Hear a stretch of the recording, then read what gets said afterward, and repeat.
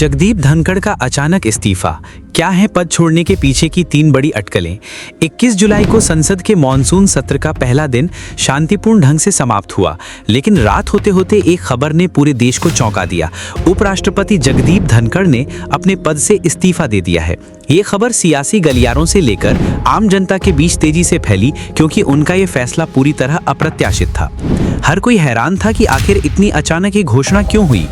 हालांकि उनके त्यागपत्र में खराब स्वास्थ्य को कारण बताया गया है, पर इस बात को मानना मुश्किल हो रहा है। भला 21 जुलाई को संसद की कार्यवाही में सक्रिय रूप से भाग लेने वाले धनखड़, जो पूरी तरह स्वस्थ दिख रहे थे, अचानक बीमार कैसे पड़ गए। और तो और ठीक 12 दिन पहले ही उन्होंने सार्वजनिक रूप से कहा था कि वो 2027 में सेवानिवृत्त होंगे।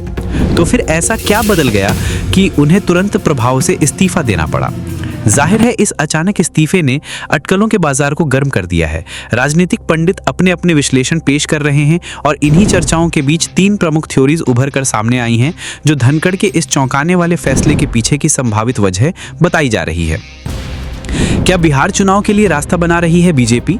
पहली और सबसे चर्चित अटकल यह है कि भारतीय जनता पार्टी यानी बीजेपी ने बिहार विधानसभा चुनावों के लिए एक बड़ी रणनीति के तहत ये कदम उठाया है। चर्चा गर्म है कि धनखड़ के इस्तीफे के बाद अब बिहार के मुख्यमंत्री नीतीश कुमार को उपराष्ट्रपति बनाया जा सकता है। बीजेपी इस बार बिहार में अधिकतम सीटें जीतने और राज्य की राजनीति पर पूरी तरह हावी होने की फिराक में है। ऐसे में अगर नीतीश कुमार उपराष्ट्रपति बनते हैं तो ये बीजेपी के लिए बिहार की राह आसान कर सकता है। इस बात को बीजेपी विधायक हरिभूषण ठाकुर ने भी बल दिया है, जिन्होंने कहा कि नीतीश कुमार का उपराष्ट्रपति बनना बिहार के लिए बेहद शुभ होगा। दूसरी थ्योरी 21 जुलाई को मॉनसून सत्र के पहले दिन हुए एक घटनाक्रम से जुड़ी है। कहा जा रहा है कि बीजेपी अध्यक्ष जेपी नड्डा के एक बयान ने उपराष्ट्रपति धनखड़ को आहत किया होगा, जिसके चलते उन्होंने इस्तीफा दे दिया है। नड्डा ने संसद में कहा था कि रिकॉर्ड पर केवल वही आएगा जो मैं बोलूंगा।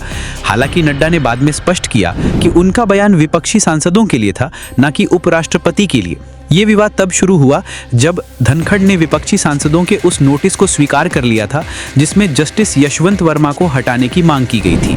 अटकल है कि बीजेपी को जस्टिस वर्मा के खिलाफ महाभियोग प्रस्ताव का श्रेय नहीं मिला, जिससे विवाद गहराया और संभवतः ये धनखड़ के इस्तीफे का कारण बना। धनखड़ के अचानक पद छोड़ने की तीसरी थ्योरी न्यायपालिका से उनके लगातार टकराव से जुड़ी है। उपराष्ट्रपति के रूप में धनखड़ ने सुप्रीम कोर्ट द्वारा नेशनल जुडिशियल अपॉइंटमेंट्स कमीशन कानून को रद्द किए जाने की खुले तौर पर निंदा की थी। उन्होंने न्यायपालिका पर संवैधानिक सीमाओं का उल्लंघन करने का आरोप भी लगाया था। ये कहा जा रहा है कि न्यायपालिका के साथ इस निरंतर वैचारिक मतभेद ने शायद उन्हें पद छोड़ने पर मजबूर कर दिया हो। यहाँ ये साफ करना जरूरी है कि ये तीनों ही थ्योरीज केवल अटकलें हैं। इनकी सच्चाई अभी सामने नहीं आई है। ये भी संभव है कि खराब स्वास्थ्य का कारण पूरी तरह सही हो, जैसा कि उनके इस्तीफे पत्र में उल्लेख है। लेकिन जिस तरह से ये फैसला अचानक लिया गया, उसने इन अटकलों को हवा दे दी है और हर कोई सच जानने का इंतजार कर रहा है। सच्चाई क्या है, शायद कुछ दिनों में सामने आ जाए। बाकी अपडेट्स के लिए जुड़े रहें।